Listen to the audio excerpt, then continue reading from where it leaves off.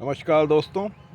आज हमारे बीच में डॉक्टर राम श्रीवास्तव जी हैं और पुरानी चर्चा को आगे बढ़ाते हुए जिसमें हमने डॉक्टर राम श्रीवास्तव जी द्वारा लिखित किताब अमृतकाल के आत्मविश्वासी किसान के विभिन्न विषयों की चर्चा की थी, उसी को बढ़ाते हुए आज हम जो एक टॉपिक जिसको हमें विस्तार से डिस्कस करना था, इंटेलेक्चुअल प्रॉपर्टी राइट्स एग्रीकल्चर के अंदर, उसी चर्चा को हम आज आगे बढ़ाएंगे। तो मैं डॉक्टर राम श्रीवास्तव जी से आग्रह करता हूं कि आप उस टॉपिक के बारे में विस्तार से हम सबको जानकारी दें। नमस्कार। मैं इस संबंध में कोई टेक्निकल बात या कोई लीगल जो बातें हैं जो बौद्धिक संपदा संरक्षण में आती हैं उनके बारे में बात नहीं करूँगा। मैं बात ये करूँगा कि हमें क्यों करना चाहिए, और ये चीज़ जब क्लियर हो जाएगी तो फिर लोग लीगल बातों को भी समझने की कोशिश करेंगे और उससे संबंधित और भी जो कुछ बातें होंगी वो समझने की कोशिश करेंगे। फ़िलहाल तो इशू यही है कि भाई क्यों हम करें। हालांकि अब अवेयरनेस काफ़ी हो गई है, लेकिन सन 2000 में जबकि हमारा WTO का एक तरीके से हम कहें कि इम्प्लीमेंटेशन हो रहे थे जो उनके नियम हैं, तो उस समय ये कहा गया कि WTO की जो शर्तें हैं वो तब लागू होंगी जब सारे देश जो हैं तैयारी कर लेंगे उसके हिसाब से। और 15 साल का टाइम दिया गया था, जो डेवलपिंग वर्ड था कि भाई आप अपनी तैयारी करो। वो तैयारी क्या थी? वो तैयारी तो ये थी कि अगर आपने कोई नई चीज़ बनाई है जिसको प्रोटेक्शन की ज़रूरत है, पेटेंट जिसका कराना है या उसको कोई और तरीके से लीगल प्रोटेक्शन देना है, तो उनके लिए आपके नियम कानून बने होने चाहिए। और जो इंटरनेशनल मार्केट में सामान जा रहा है बिकने के लिए, उसके जो मानक हैं उन मानकों के बारे में लोगों में अवेयरनेस होनी चाहिए और उससे संबंधित आपके पास इंफ्रास्ट्रक्चर होना चाहिए। और इस सब के करने में एक अंदाज़ ये लगाया गया कि 15 साल के अंदर सब लोग कर लेंगे, लेकिन हमारे देश में ऐसा हुआ नहीं। और एक एग्रीमेंट ऑन एग्रीकल्चर हुआ, उसमें भी यही था कि भाई WTO के हिसाब से हम तैयारी करें। तो 2006 में जब डॉक्टर स्वामीनाथन की रिपोर्ट आई, उस कमेटी में एक बात ये भी आई कि हम अपने किसानों को साक्षर करें जो गतिविधियां अब नेशनल और इंटरनेशनल मार्केट में हो रही हैं। तो उसमें एक ये भी बात थी कि हम WTO से संबंधित जानकारियां किसानों तक पहुंचाएं और उनको उस तरीके से तैयार करें। तो हमारे जो ICR Indian council of agriculture research जो है, उन्होंने फिर एक्शन लिया और वो एक्शन ये था कि उन्होंने एक गाइडलाइन तैयार की कि भाई सभी एग्रीकल्चरल यूनिवर्सिटी और एग्रीकल्चर के जितने भी इंस्टीट्यूट्स हैं वो एक पॉलिसी बनाए कि वो किस तरीके से अपना जो इनोवेशंस को प्रोटेक्ट करेंगे और कैसे उनको लाइसेंस करेंगे, मार्केटिंग करेंगे। उससे संबंधित एक गाइडलाइन हर एक इंस्टीट्यूट की होनी चाहिए। तो ये बड़ी अच्छी गाइडलाइंस तैयार हुई उस टाइम, और उनसे ही प्रेरणा लेके हरियाणा एग्रीकल्चर यूनिवर्सिटी पहली एग्रीकल्चर यूनिवर्सिटी थी जिसने अपनी IPR पॉलिसी एंड रेगुलेशंस बनाई। तो उस समय मुझे ही ये रेस्पॉन्सिबिलिटी मिली हुई थी, तो ये सब तैयारियां हुई। तो लेकिन होता क्या है कि जब कोई नई चीज़ आती है तो उसको इम्प्लीमेंट करने में बहुत सारी बाधाएं होती हैं। और वो बाधाएं क्या होती हैं? वो ये होती हैं, सबसे बड़ी बाधा तो यही है कि हर कोई एक स्टेटस को में रहना चाहता है, क्योंकि उसमें उसे कंफर्ट हो चुके होते हैं, वो उनके प्रति जो है सहनशील हो जाता है, तो वो उससे हटना नहीं चाहता। तो हमारे उस समय के जितने अधिकारी थे यूनिवर्सिटी के, वाइस चांसलर साहब जो थे, वो ये चाहते थे कि ये तैयारी हमारी हो, हमारी यूनिवर्सिटी भी वर्ल्ड ट्रेड ऑर्गेनाइजेशन के हिसाब से अपने आप को तैयार करे और किसानों तक वो बातें पहुंचाए। तो वो चलता रहा सिलसिला, और मुझे बहुत बड़ा सपोर्ट मिला यूनिवर्सिटी से कि हमने बहुत सारे प्रोग्राम्स किए अवेयरनेस के, बहुत सारे डेमोन्स्ट्रेशन टेक्नोलॉजीज़ के करवाए, और लिखने पढ़ने में भी हर तरह के आर्टिकल निकालना, या एक बुक हमने उस टाइम निकाली, एक कोर्स भी इंट्रोड्यूस किया यूनिवर्सिटी ने। कंपलसरी कोर्स था वो, हमें कहा बनाने के लिए, और बाद में यूनिवर्सिटी ने उसको एक नॉन क्रेडिट कोर्स लेकिन कंपलसरी कोर्स बनाया। बगैर उसके कोई डिग्री एमएससी और पीएचडी को नहीं स्टूडेंट को मिलेगी, तो वो करना ज़रूरी हो गया। तो इस तरीके से अवेयरनेस का लेवल बढ़ता चला गया, और उसका ये परिणाम हुआ कि यूनिवर्सिटी में जो साइंटिस्ट थे वो आने लगे पेटेंट फाइल करने के लिए, और जिनके पास टेक्नोलॉजी ऐसी थी जो कॉमर्शलाइज हो सकती थी वो कॉमर्शलाइज करने के लिए डिस्कस करने लगे। तो धीरे धीरे ये सिलसिला बढ़ता चला गया, और पेटेंट फाइलिंग भी शुरू हो गई।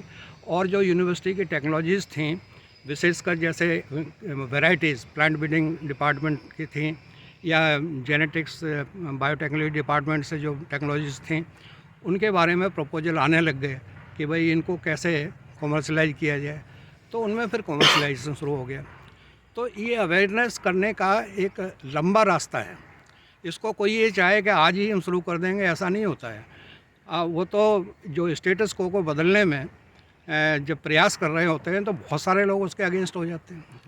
एक्चुअल में आदमी रेजिस्ट करता है कोई नई चीज़। हाँ, नई चीज़ को ग्रहण करना आसान नहीं होता। हाँ, और सबसे बड़ा रेजिस्टेंस तो हमारी यूनिवर्सिटी में यही था। कुछ लोगों ने बात उठा दी कि यूनिवर्सिटी तो किसानों के लिए बनी है, सब कुछ फ्री होना चाहिए, तो ये पेटेंट हो जाएगा तो यहाँ चीज़ें जो हैं बहुत महंगी हो जाएंगी।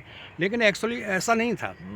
वो तो ये था कि प्रोटेक्शन अपनी जो टेक्नोलॉजीज है उनको देना है, बेचना किस में है वो तो हम लोगों को डिसाइड करना है कि किसी चीज़ को कितने में बेचना है। और दूसरी बात ये है कि अगर ये सोच वाले लोग कि हर चीज़ फ्री हो, अगर ऐसे चले फिर तो सारा कॉमर्स ही बंद हो जाएगा। हाँ, सारा बंद हो जाएगा। सब कुछ फ्री है। हाँ, तो एक तो ये भी है कि जो चीज़ फ्री होती है उसकी कोई वैल्यू नहीं होती। दूसरा ये ज़रूर है कि यूनिवर्सिटीज़ और एग्रीकल्चर के इंस्टीट्यूशन किसानों के लिए हैं, तो हमने किसी भी टेक्नोलॉजी को इतना महंगा करना ही नहीं है जो किसान के अप्रोच से बाहर हो जाए। अधिकांश चीज़ें उस लेवल पर रखनी है जो किसान के अप्रोच में रहें। हाँ। और अगर हम ये नहीं करते तो देखो विदेशों की जो टेक्नोलॉजीज़ हैं वो आएंगी, तो उसके लिए हमारे यहाँ लॉ होना चाहिए कि उनके जो प्रोटेक्टेड टेक्नोलॉजीज़ हैं जिनका संरक्षण मिला हुआ है उनको हमारे देश में भी संरक्षण मिले। और हमारी टेक्नोलॉजीज़ अगर विदेश में जाएंगी वो अनसंरक्षित होंगी, तो वो लोग तो मल्टीप्लाई करके तुरंत उसको यानी कॉमर्शलाइज कर देंगे। पूरे विश्व में अगर एक व्यवस्था है तो उस व्यवस्था के हिसाब से ही चलना हाँ, पड़ेगा। व्यवस्था के साथ चलना चाहिए। हाँ। तो लेकिन ये विरोध थोड़ा बहुत झेला, उसके बाद वैज्ञानिक इस बात को समझ गए, और किसानों के साथ भी हम लोगों ने बहुत सारी मीटिंग्स की, जगह जगह जाके की, तो वो फिर सबके समझ में आने लगा। वो विरोध नाम की चीज़ कोई ऐसी ज़्यादा डोमिनेंट नहीं हुई कि हमारा कोई काम बंद हो, वो चल पड़ा। तो इस तरीके से अब बात ये थी कि भाई इस लेवल पर लोग आए, अपने जो स्टेटस को था उसको बदला, तो उसको बदलने के लिए उनको बताया क्या गया। उनको जो हमने बताया वो उसकी इम्पोर्टेंस बताई। और एक्चुअली मुझे एक लेक्चर सुनने का मौका मिला था, तो उसमें बहुत ही सीनियर वैज्ञानिक थे, और उन्होंने हैदराबाद में नार्म के अंदर एक सीनियर ऑफिसर्स के लिए रिफ्रेशिंग प्रोग्राम था, तो उसमें उन्होंने बड़ी अच्छी बात कही। तो इसलिए सीनियर्स की बातों को ध्यान से सुनना चाहिए। उन्होंने कहा कि अगर आप किसी चीज़ को लागू करना चाहते हैं तो पहले उसकी इम्पोर्टेंस बताइए, और इम्पोर्टेंस जब समझ में आ जाएगी तब उसको आगे करिए किसी और चीज़ को। तो आपकी बात जब समझ में उसको आ जाएगी तो आपका जो आपकी जो इच्छा है या रूल्स हैं रेगुलेशंस हैं वो आपके फॉलो होने लग जाएंगे। लोग थोड़ा उसके बारे में एक्सेप्टिंग हो जाएंगे। तो हमारे जो IPR सेल था यूनिवर्सिटी का, उसमें बहुत बड़ा कैंपेन चला कि लोगों को उसकी इम्पोर्टेंस बताई जाए। और देखो फिर हमें एक प्रोजेक्ट मिल गया। उस प्रोजेक्ट में ICR और HAO के कोलैबोरेशन में वो प्रोजेक्ट था, और उसमें USA की एक यूनिवर्सिटी थी, मिशिगन स्टेट यूनिवर्सिटी, उसको भी कोलैबोरेट कर लिया। और इन तीनों का जो कोलैबोरेशन हुआ उसका कोऑर्डिनेटर मुझे बनाया गया। तो उसमें ये था कि भाई जितने भी एग्रीकल्चर के इंस्टीट्यूट हैं, चाहे वो आईसीआर के हैं, चाहे स्टेट गवर्नमेंट के हैं, मतलब एग्रीकल्चर यूनिवर्सिटीज़, उन सब में कम से कम एक ऐसा नोडल पर्सन तैयार करो जो कि आगे इसकी इम्पोर्टेंस को किसानों तक और वैज्ञानिकों तक पहुंचाए। तो हमने वो प्रोग्राम ऑर्गेनाइज किए। उसमें ऐसा किया है कि जितने भी टोटल हमने यूनिवर्सिटीज़ और इंस्टीट्यूट्स को जोड़ लिया कि भाई कितने हुए, हर एक के यहाँ से एक लेटर लिखा गया हमारे वाइस चांसलर साहब के द्वारा कि भाई आपका नोडल पर्सन कौन होगा बौद्धिक संपदा संरक्षण में। तो वो बौद्धिक संपदा संरक्षण से संबंधित जो भी व्यक्ति वहाँ था उनके नाम आ गए और हमने फिर उन सबको इनवाइट करना शुरू किया। तो लगभग 60 से 70 लोग तो हमने इनवाइट किए अपने हिसार सेंटर पर, और इतने ही करीब किए हमने हैदराबाद में, नारम में, और इतने ही हमने त्रिशूर में एग्रीकल्चर यूनिवर्सिटी केरला की वहाँ किया। और हम सब लोग वहाँ गए, सबको वहाँ ट्रेनिंग दी। 3-3 दिन का ये प्रोग्राम था। और जो मिशिगन स्टेट यूनिवर्सिटी से 4 एक्सपर्ट आए, उन्होंने भी अपनी बातें रखी वो, और सबका यही था, पहले से ही था कि भाई टेक्निकल चीज़ें ज़्यादा बताने की आवश्यकता नहीं है, बताओ एक दो लेक्चर वो भी हों, लेकिन सबसे ज़्यादा वो हो कि भाई इसकी इम्पोर्टेंस क्या रहेगी अगर हम करते हैं। तो वो बड़ा सक्सेसफुल प्रोग्राम हुआ। और उसमें हमने एक बुक भी an introduction to IPR publish की, और वो हर एक साइंटिस्ट को हमने प्रोवाइड किया। तो इस तरीके से एक पहला स्टेप ये हुआ। हालांकि अब तो बहुत अच्छे प्रोग्राम चल रहे हैं, बहुत अच्छे साइंटिस्ट हमारे जो हैं उनको नॉलेज इसमें हो गई है, तो वो अब काम तेज़ी से बढ़ रहा है। लेकिन उस समय जो स्टेटस को बदलना था उसमें थोड़ी सी दिक्कत आई थी और टाइम भी लगा था। दिक्कत आती है।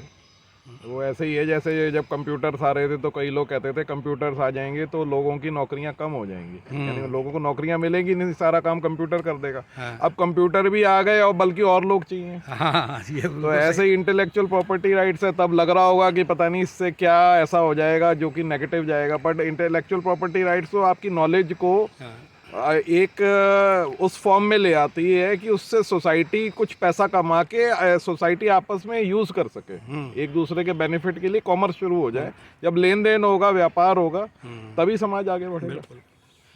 तो उसमें अब क्या हुआ कि जो इंटेलेक्चुअल प्रॉपर्टी प्रोटेक्शन का जो एक इशू है वो आज का नहीं है, बहुत पुराना है।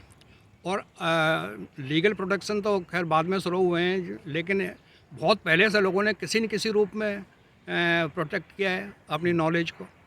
अब वैसे तो आजकल ये कह दिया जाता है कि अमेरिका वालों ने किया, ये यूरोप वालों ने किया। अगर देखा जाए तो हमारे देश में भी शुरुआत हो गई थी बहुत पहले। उसको नाम कुछ और उन्होंने नहीं दिया, लेकिन जितना अब लिटरेचर अवेलेबल है, बीच में तो हमारे लिटरेचर जला दिए गए, पता नहीं लगा कि वो कहाँ गए, लेकिन जितना भी अवेलेबल है उस लिटरेचर को अगर देखा जाए तो पता लगता है कि दूसरी सदी जो थी तब हमारे चरक संहिता, सुश्रुता और एक बागभट, ये जो डॉक्यूमेंट थे, इनमें क्या था, उनमें यही तो था कि हमारी जो नॉलेज थी उसको उन्होंने रिटन में लाए और उसको ये बताया कि ये हमने इस नॉलेज को जनरेट किया है। और लेकिन हम उनको भूल गए। हम तो पीएचडी तक आ गए, हमें ये किताबें जो हैं वैसे सुनने को मिल गई, लेकिन हमने लाइब्रेरीज में नहीं देखे।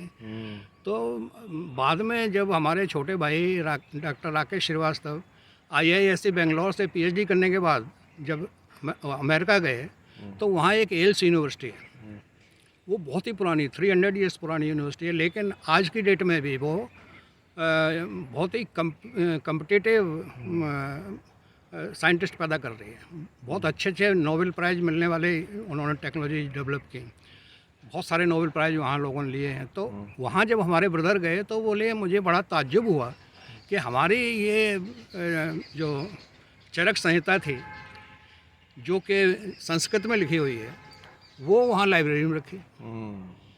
और उन्होंने बताया कि हमने अपने यहाँ देखी नहीं थी, वहाँ निगाह पड़ी उनके ऊपर। तो मुझे ये हुआ तो वहाँ डिस्कस किया लोगों से, वहाँ इंडियंस भी थे, तो उन्होंने कहा कि यहाँ तो दुनिया भर का लिटरेचर है, जो अच्छा लिटरेचर है वो यहाँ सब मिलेगा अमेरिका में, और वो स्टडी करते हैं और उसके बेस पे दुनिया भर के जो है प्रोजेक्ट यहाँ बनते हैं। तो देखो हम जिस चीज़ को भूल गए वो दूसरों ने उसका फ़ायदा उठाया ना। तो फिर ये जब ये WTO आया तो उससे आने से पहले बहुत एक कैंपेन पूरी दुनिया में चल पड़ा पेटेंट का, हर चीज़ को पेटेंट करा लो। तो इंडिया की बहुत सारी चीज़ें वहाँ पेटेंट फाइलिंग हो गई। अब हमारे यहाँ डॉक्यूमेंट ही नहीं उस तरह के, चाहे हल्दी हो चाहे बासमती हो, पेटेंट फाइल लोगों ने कर दिए। वो तो फिर यहाँ गवर्नमेंट जागी और गवर्नमेंट ने फिर एक CSIR के अंतर्गत एक बहुत बड़ी टीम बनाई जो पूरे हिंदुस्तान में घूम घूम के उन्होंने हमारी जो टेक्नोलॉजीज़ थी, हमारे जो पूर्वज थे, उन्होंने जो लिटरेचर तैयार किया था उस सबको ढूंढा गया और जितना मिल सका उसके आधार पर बहुत सारी चीज़ों को पेटेंट होने से बचाया। लेकिन इससे हमें ये सबक मिलता है कि अगर हमारे पास कुछ भी है, कोई भी टेक्नोलॉजी है, हम जनरेट करते हैं तो हमें उसका अच्छी तरीके से डॉक्यूमेंटेशन करना चाहिए और नहीं तो उसका बड़ा मतलब बुरा असर पड़ता है, दूसरे फ़ायदा उठा ले जाते हैं। अब बासमती के पीछे यही तो हुआ, बासमती के डॉक्यूमेंट ही नहीं मिल रहे थे। कहीं उसका नाम, आप जैसे हरियाणा में HIO ने बहुत ट्राई की कि भाई कोई ऐसा, जबकि हरियाणा का जो वो है बासमती राइस वो टॉप क्वालिटी का माना जाता है, लेकिन उसमें कहीं बासमती नहीं लिखा मिला डॉक्यूमेंट में। वहाँ जीरी लिखा है, जीरी लिखा है तो जीरी को वो कहते हैं ये तो, या कहीं लिखा होता है कि जीरी का मतलब बासमती। तो डॉक्यूमेंटेशन बहुत अच्छा होना चाहिए, ये आवश्यक हो गया। ये इसको अगर हम एक आम आदमी की लैंग्वेज में देखें, जो कि हर कोई समझ सकता है, चाहे वो किसान है नहीं है, वो ये है कि प्रॉपर्टी उसी की है जिसके नाम पे फर्द चढ़ी हुई है, बिल्कुल, जिसके नाम पे सारे डॉक्यूमेंट्स हैं, जमा है। तो ऐसी नॉलेज भी है, नॉलेज भी जिसका डॉक्यूमेंटेशन है और एक लेवल से उसको कंटिन्यूसली फॉलो करता कोई समाज आ रहा है या कोई देश आ रहा है, तो उसी की नॉलेज मानी जाएगी। बिल्कुल। तो वो वैसा ही है। तो वो पहले ध्यान नहीं दिया गया क्योंकि सबको लग रहा था कि चलो भाई ऐसे काम चल जाता होगा, पर दुनिया भाई ग्लोबलाइज्ड हो गई, ग्लोबल ट्रेड होने लग गया, उसमें इन चीज़ों की वैल्यू है कि भाई किसकी चीज़ क्या है, तभी तो आप ट्रेड कर पाओगे। असल में बीच में एक ऐसा लंबा पीरियड आ गया जिसमें हमें सिर्फ अपने पेट की चिंता हो गई, इन सब चीज़ों की चिंता रही ही नहीं।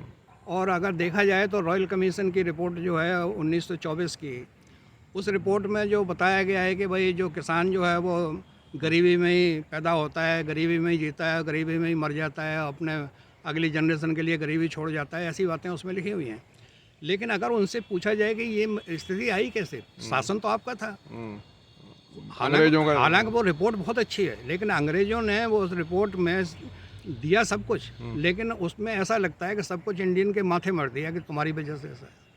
यानी वो जो चीज उनके फायदे की थी वो तो ले गए, और जो जिसमें ये दिखाना था कि भाई तुम जिम्मेदार हो, तो वो छोड़ गए। तो वो जो गरीबी अमीरी वो इसीलिए कि हम जो हैं, अब उन्होंने तो अपनी इंडस्ट्री के हिसाब से हमारी एग्रीकल्चर को एक्सप्लॉइट किया, तो यहाँ अन्न की कमी पड़ गई, और अन्न उगाने के लिए जो टेक्नोलॉजी डेवलप होनी चाहिए थी वो उसको जनरेट तो हुई नहीं। जो थी वहाँ पे जब देश आज़ाद नहीं हुआ था उस टाइम पे इंडस्ट्रियल रेवोल्यूशन चल रही थी वेस्टर्न वर्ल्ड में, और उन्होंने कैश क्रॉप्स यहाँ पे ज़्यादातर उगवाई, जिसमें बंगाल की साइड जूट, और इधर जहाँ जहाँ कॉटन हो सकता था कॉटन, क्योंकि वो एक बहुत बड़ा ट्रेड बन गया था। तो यहाँ वाले अपने लिए खाना उगा नहीं पा रहे थे, वही पुरानी चीज़ें यूज़ कर रहे थे, और उनके लिए जूट और कॉटन कपास उगाते उगाते सब मरने की कगार पे। बिल्कुल। तो हमने तो उनके लिए एक्चुअली उन्होंने करवाया हमारे फार्मर से अपने लिए काम, और यहाँ जो है वो सब हो गए। तो वो चीज़ें हम लोगों को पेट पहले भरना था कि पेटेंट का ध्यान करते है कि ना, तो इसलिए वो नॉलेज भी चली गई और हमारा ध्यान भी उधर से चला गया। हमारे डॉक्यूमेंट भी कुछ तो उन्होंने बर्बाद ही किए, और कुछ इस तरीके से बर्बाद हो गए जो ध्यान ही नहीं जा रहा, तो घर में रखी हुई किताबें कई बार रद्दी में बिक जाती हैं, तो वो सब होने लगा। अच्छा डॉक्टर साहब, ये आपकी जो किताब है ये भी एक नॉलेज मैनेजमेंट का ही हिस्सा है, अमृतकाल के आत्मविश्वासी किसान, जिसमें आपने अपना जो बहुत रिच एक्सपीरियंस रहा उस सबको डॉक्यूमेंट किया है, और मैं आशा करता हूँ आने वाले टाइम में लोग इसको ख़रीदेंगे भी, पढ़ेंगे भी, और जो आपका एक्सपीरियंस रहा है उससे बहुत कुछ समाज को सीखने का मौका मिलेगा। एक्चुअली इस किताब में जो है हमने जो देने की कोशिश की है वो ये की है कि जो अब नए इशूज़ आ रहे हैं एग्रीकल्चर के लिए, उनके बारे में अवेयर हो जाए हमारे जो वैज्ञानिक भी और साइंटिस्ट भी, और वो जो किसान हैं वो भी। क्योंकि किसान जो है जब तक विचार विमर्श में अपना पार्टिसिपेशन नहीं करेगा, तब तक हमारी नीतियाँ किसानों के हिसाब से नहीं बन पाएंगी। क्योंकि किसान का अपना ज़मीनी अनुभव है, उस अनुभव के हिसाब से नीतियों में कहीं ना कहीं थोड़ा करेक्शन होना ज़रूरी होता है, और उसी हिसाब से फिर योजनाएं बनती हैं। तो मेरा पर्पज़ यही है कि जो मोटी मोटी बातें हैं वो हर किसान तक पहुँचे, और उसको पहुँचाने वाले जो एक्सटेंशन वर्कर बीच में हैं उनको भी इन चीज़ों का पता हो। अब आज की डेट में अगर किसी को एनर्जी मैनेजमेंट के बारे में उनको ध्यान नहीं है तो वो तो एनर्जी मैनेज करेगा ही नहीं, जबकि एनर्जी की समस्या बहुत बड़ी खड़ी हो रही है। इसी तरह से पानी है, पानी का अगर मैनेजमेंट सही से आज नहीं होगा तो वो समस्या बहुत ज़्यादा खड़ी हो जाएगी। इसी तरीके से एनवायरमेंटल इशूज़ हैं, उनके बारे में अगर आज नहीं सोचेगा तो WTO में आप अपनी चीज़ें बेच नहीं पाएंगे। सही बात। तो वहाँ क्या है कि अगर आपका प्रोडक्ट बना है तो आपको ये बताना पड़ेगा कि इससे एमिशन कितना हुआ, इसने एनवायरनमेंट को कितना हार्म किया। भाई अब तो ज़माना वो आ गया जिसमें कंट्रीज कार्बन क्रेडिट ले रहे हैं, हाँ, है ना, और कार्बन एमिशंस के ऊपर बहुत सारी बातें हो रही हैं, और बहुत सारे ऑर्डर्स तो डेवलपिंग वर्ल्ड में इसलिए नहीं आते कि भाई वो रिपोर्ट्स के अनुसार ये होता है कि ये तो बहुत ज़्यादा प्रदूषण कर रहे हैं यहाँ हाँ, पे, या ये पर्टिकुलर इंडस्ट्री जो है वो चीप लेबर को एम्प्लॉय कर रही है या बच्चों को एम्प्लॉय कर रही है। तो ये सारे मानक हैं। ये सब मानक जो हैं, और या फिर क्लाइमेट चेंज हो रहा है, इस वजह से क्लाइमेट पे बुरा प्रभाव पड़ रहा है, तो बहुत सारे चीज़ें नहीं मिल पाती, बहुत सारे लोग उससे वंचित रह जाते हैं। तो उन मानकों का अगर ध्यान रखेंगे तो फिर आप फ़ायदा तो अपने को ही है। तो इसीलिए हमने इनमें ये सारी बातें उठाई हैं कि आप इन सब चीज़ों को समझें, क्योंकि हमारी मशीन भी उन्हीं मानकों के हिसाब से होनी चाहिए जो प्रोडक्ट बन रहा है, और हमारा प्रोडक्ट भी उसी के हिसाब से होना चाहिए। यानी इन्वेस्टमेंट उतनी है, हाँ, और अगर चीज़ें पता है तो सही डायरेक्शन, और हमारी सप्लाई चेन में हमारी भागीदारी अच्छी तरह होनी चाहिए। आप देखिए इतना बड़ा देश है और इतने बढ़िया बढ़िया प्रोडक्ट्स हम पैदा करते हैं, लेकिन इंटरनेशनल मार्केट में हमारी जो पार्टिसिपेशन है वो देखा जाए तो बहुत कम है, और बहुत छोटे छोटे कंट्री हैं उनकी बहुत ज़्यादा है, क्योंकि उन्होंने अपने को इंटरनेशनल मार्केट के मानकों के हिसाब से तैयार कर लिया है। हमारे यहाँ जब उन चीज़ों की बात हुई तो बहुत दिनों तक तो हम आपस में ही लड़ते रहे, पॉलिटिक्स उसमें घुस जाती है, तो वो चीज़ें आ नहीं पाती हैं। कायदे में एग्रीकल्चर को पॉलिटिक्स से दूर रखना चाहिए। अब मैं एक उदाहरण दूंगा, अगर आपके पास टाइम हो तो है टाइम, बस थोड़ा सा। हाँ, तो मैं एक उदाहरण दूंगा कि जब पॉलिटिशियन पॉलिटिक्स को दूर रख के जब बात करते हैं तो कितना बड़ा बदलाव आता है। अमेरिका में एक सेनेटर थे, वो कैंसस के थे, दूसरे थे इंडियाना के, अलग अलग पार्टियों से थे। उन्होंने उन दिनों अमेरिका में रिसेशन चल रहा था, ख़त्म तो हो गया था लेकिन रिसेशन का प्रभाव बहुत ज़बरदस्त था। तो वहाँ ये सोचा गया कि इनोवेशंस जो हैं उनको आगे कैसे बढ़ाया जाए और इनोवेशंस ज़्यादा से ज़्यादा कैसे पैदा किए जाए। तो वहाँ ये सोच बनी अच्छी तरह, बहुत दिनों तक एक दूसरे को जैसे चलता ही है पॉलिटिक्स में डिस्कस होता रहा, लेकिन इस बात पर सब तैयार थे कि हमारे यहाँ जो भी इनोवेशंस हो रहे हैं उनको आगे लाया जाए सोसाइटी के फ़ायदे के लिए। दूसरा उन्होंने कहा कि जो टैक्स पेयर का मनी है उसका सही इस्तेमाल हो और यूनिवर्सिटीज़ में एक कंपटीशन क्रिएट कराया जाए ताकि ज़्यादा से ज़्यादा इनोवेशन यूनिवर्सिटी से आए निकले। और उन्होंने उसके हिसाब से वो अपना सारा का सारा इन्वायरमेंट, लीगल सिस्टम सब बना दिया और एक वाइडोल एक्ट 1980 में लागू हुआ। उसमें उस एक्ट ने एकदम इतना बड़ा रेवोल्यूशन ला दिया। उसमें ये था कि भाई जिसने कोई प्रोडक्ट निकाला है, इनोवेशन किया है, तो वो उसका खुद ही वो जो है वो होगा मालिक, और वो उसको लाइसेंस भी कर सकता है, वो खुद भी लाइसेंस उसका ले सकता है और उसका वो फ़ायदा जो है वो जिसको चाहे खुद भी ले सकता है और इंस्टीट्यूट को भी दे सकता है। तो ऐसी चीज़ें बहुत सारी उसमें हैं, तो वो उसमें कंपटीशन बहुत ज़्यादा क्रिएट हो गया और उसमें क्या हुआ कि हर यूनिवर्सिटी में बहुत सारे इनोवेशंस होने लगे और बहुत सारे पेटेंट। अब पिछले 2022 की रिपोर्ट में पढ़ रहा था, उसमें वहाँ की यूनिवर्सिटीज़ ने 4 लाख से ज़्यादा पेटेंट फाइल किए। हर साल उनके ऐसे इलाकों में आते हैं और जापान से उन्होंने टक्कर ली। पहले जापान के बहुत हुआ करते थे, अब ये आगे निकल गए। चाइना ने भी फिर कम्पीट किया, अब चाइना के भी बहुत सारे आते हैं। लेकिन अभी इंडिया में वो कंपटीशन वाली बात नहीं आई है। और हमारे तो इस साल 28,000 के आसपास ही पेटेंट फाइल हुए हैं। इसका मतलब और कितने वो पेटेंट मिलते हैं वो बात अलग है। तो ये तो सिर्फ फाइलिंग हुई है, एक्चुअल में ग्रांट कितने होंगे। तो ये चीज़ें जो हैं, जब तक हम कंपटीशन में नहीं खड़े होंगे और हर एक यूनिवर्सिटी की ये जिम्मेदारी नहीं हो जाएगी कि भाई आपके यहाँ हम इतना फंड दे रहे हैं, ये टैक्स पेयर का मनी है और इससे कुछ निकल के आना चाहिए। हाँ, यानी एक रिसर्च एंड डेवलपमेंट और जो इनोवेशन है उस पे भी ध्यान देना चाहिए। नॉर्मली इंडिया में जो आम आदमी है या जो लोगों की एक सोच है, वो वही सोच लीडरशिप तक है कि यूनिवर्सिटी का मतलब है डिग्री बांटने का अड्डा। हाँ। बस डिग्री बांटे जाओ और उसमें वो लोग डिग्री लेके कहीं ना कहीं लग जाएंगे, एम्प्लॉयमेंट ले लेंगे। हाँ, वो चीज़ नहीं है, वो नहीं होनी चाहिए, इसको ख़त्म करना चाहिए। और एक्चुअली देखो, हमें तो बड़ा कई बार दर्द होता है। अपने IISc बेंगलोर वो सबसे मतलब आगे है ये लेने में, पेटेंट फाइलिंग में बहुत अच्छा काम वहाँ हुआ है। और IITs ने भी बहुत अच्छा किया है, और भी थोड़े से इंस्टीट्यूट्स हैं उन्होंने किया है। लेकिन कुछ IISc है या IITs है, इन्होंने तो अपने आप को मेंटेन कर लिया, लेकिन यूनिवर्सिटीज़ का बड़ा भारी डिग्रेडेशन हुआ है। एक तो यूनिवर्सिटीज़ में नॉर्मली एक ये भी आ गया कि यूनिवर्सिटीज़ को यूज़ किया गया कि एम्प्लॉयमेंट जनरेट करने के टूल्स के तौर पे। तो जो एक्चुअल टैलेंट था, जो कुछ कर सकता था, उसको अट्रैक्ट करने की बजाय कि किसी तरीके से एम्प्लॉयमेंट बांट दी जाए उनके माध्यम से, ये भी एक रीज़न है। अब देखो, हमारे देखते देखते इलाहाबाद यूनिवर्सिटी कभी इंडिया के उन यूनिवर्सिटीज़ के मुकाबले की बताई जाती थी जो कि मैनचेस्टर हैं, वो सॉरी ये यूरोप की यूनिवर्सिटीज़ हैं उसमें जो। लेकिन अब धीरे धीरे वहाँ भी यही था, हर एक हॉस्टल के बीच में आपस में कंपटीशन था। और हर एक मतलब कंपटीशन वो वाला, डिपार्टमेंट्स के पॉलिटिक्स वाला नहीं, वो अपने आप को अपनी टैलेंट को दिखाने के लिए। तो वहाँ से भाई इतने IAS निकले, इतने IPS निकले, इतनों ने मतलब वो किताबें लिखी। एक टाइम पे वो भी माहौल था। हाँ, वो माहौल था। लेकिन अब वहाँ माहौल वो नहीं है। तो ये माहौल कैसे ख़त्म हो गया है, इसके लिए हमारे पॉलिटिशियंस को अब सोचना चाहिए कि भाई ये टैक्स पेयर्स का मनी जो जा रहा है यूनिवर्सिटीज़ में, वो इस तरीके से बर्बाद ना हो कि वो बच्चे पॉलिटिक्स में ही लग जाएं और वहाँ से निकले कुछ ना।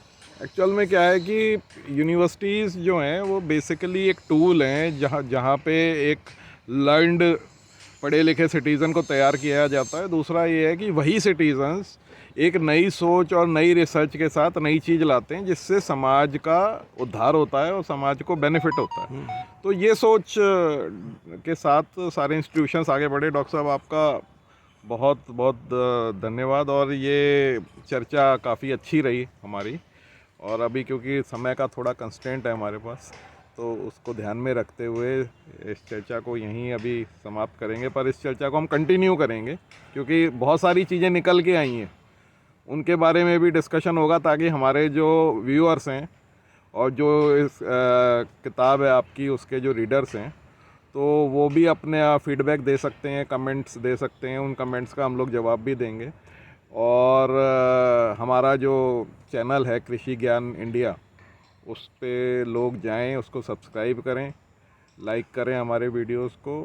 और इसके साथ ही मैं आपका बहुत बहुत धन्यवाद दूंगा। डिस्क्रिप्शन में हम लोग जो आपकी बुक है उसकी डिटेल्स भी शेयर करेंगे लोगों के साथ ताकि वो जाके परचेज़ कर सके। बहुत बहुत धन्यवाद। और नेक्स्ट टाइम जब भी आएंगे तो मैं कुछ और बातें ऐसी बताऊंगा बिल्कुल जो कि इस विषय से, बौद्धिक संपदा से रिलेटेड जानकारी सब, क्योंकि ये बहुत बर्निंग टॉपिक है, इंटेलेक्चुअल प्रॉपर्टी राइट्स। और ये इंडिया में, हिंदुस्तान में, भारत में ये जितना लोगों को अवेयरनेस आएगी उससे एक ऑलमोस्ट हम 145 से 150 करोड़ की आबादी वाला देश हो रहे हैं। तो उससे हमें तो इस पे और ध्यान देना है क्योंकि इतनी बड़ी पॉपुलेशन के लिए कितनी इनोवेशन चाहिए। हम तो एग्रीकल्चर तो है ही, एग्रीकल्चर तो बहुत बड़ा फील्ड है, इतनी लोगों को एम्प्लॉयमेंट दे रहा है, पर और भी क्षेत्र हैं उनको भी पता होना चाहिए। तो ये बहुत अच्छी परिचर्चा शुरू हुई है और इसकी हम सीरीज़ बनाएंगे। और बहुत बहुत धन्यवाद आपका। Thank you. नमस्कार। धन्यवाद।